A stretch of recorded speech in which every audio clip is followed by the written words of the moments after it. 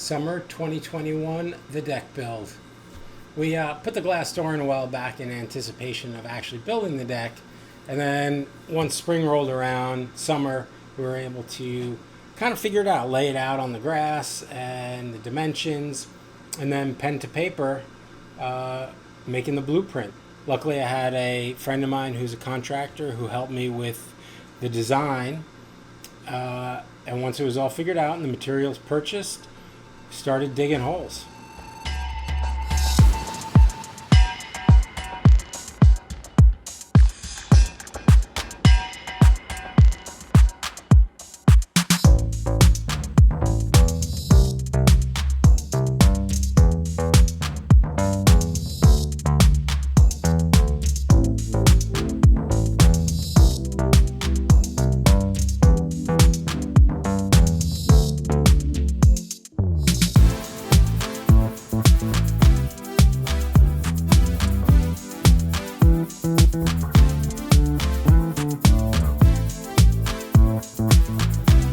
Deck itself turned out great, but my documentation of the project, well,